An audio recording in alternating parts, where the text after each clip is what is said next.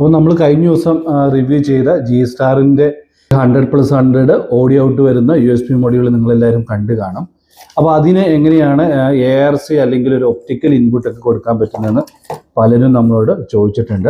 അപ്പോൾ ഇതിലേക്ക് നമ്മൾ എങ്ങനെയാണ് ഒരു ARC കണക്ഷൻ അല്ലെങ്കിൽ ഒരു ഒപ്റ്റിക്കൽ ഇൻപുട്ട് നമ്മൾ കൊടുക്കുന്നതാണ് ഇന്ന് കാണിക്കാൻ പോകുന്നത്. അതായത് നല്ലൊരു യൂസ്ഫുൾ ആയിട്ടുള്ള ഒരു മൊഡ്യൂളാണ്. അതായത് നമുക്ക് ഈ ഒറ്റ ഒരു സിംഗിൾ മൊഡ്യൂൾ കൊണ്ട് തന്നെ നമുക്കൊരു ആംപ്ലിഫയർ ചെയ്തെടുക്കാൻ സാധിക്കും. അതായത് ഇതിലേക്ക് ഒരു 24 വോൾട്ടേജ് DC കണക്ഷൻ കൊടുത്തിട്ട് ഡയറക്റ്റ് 2 സ്പീക്കർ ഔട്ട് എടുക്കേണ്ട ആവശ്യമേ നമുക്ക് വരുന്നുള്ളൂ.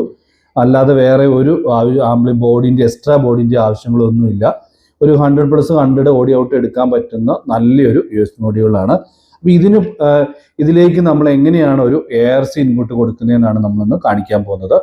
അതിന് തന്നെ G-Starന്റെ ഒരു ARC അല്ലെങ്കിൽ ഒപ്റ്റിക്കലിനെ കൺവേർട്ട് ചെയ്യുന്ന ഒരു മൊഡ്യൂളുണ്ട്.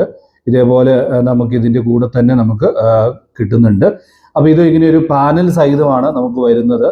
ഈ ബോർഡിൻ്റെ വർക്കിംഗ് വോൾട്ടേജ് എന്ന് പറയുന്നത് 5 വോൾട്ടേജ് നമുക്ക് കണക്ഷൻ കൊടുത്തിട്ട് ഇതിൻ്റെ ഓഡിയോ ഔട്ട്, അതായത് ഒരു സ്റ്റീരിയോ ഓഡിയോ ഔട്ട് വരും.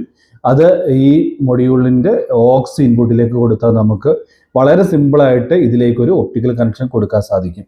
അപ്പോൾ അതിന് പറ്റുന്ന ഒരു മൊഡ്യൂളാണ് ഇത്. ഇത് രണ്ടും നമ്മുടെ സ്റ്റോക്ക് അവൈലബിൾ ആണ്. ആവശ്യക്കാർക്ക് നമ്മുടെ വെബ്സൈറ്റ് ത്രൂ അല്ലെങ്കിൽ വാട്സപ്പിൽ മെസ്സേജ് ഇട്ടും മേടിക്കാവുന്നതേ ഉള്ളൂ. അപ്പോൾ ചെറിയൊരു ആംപ്ലിഫയർ അല്ലെങ്കിൽ വീട്ടിലേക്കൊക്കെ ചെറിയ രീതിയിലൊക്കെ ചെയ്യണമെങ്കിൽ ഏറ്റവും ഉപകാരമായിട്ടുള്ള 2 പ്രൊഡക്റ്റാണ്.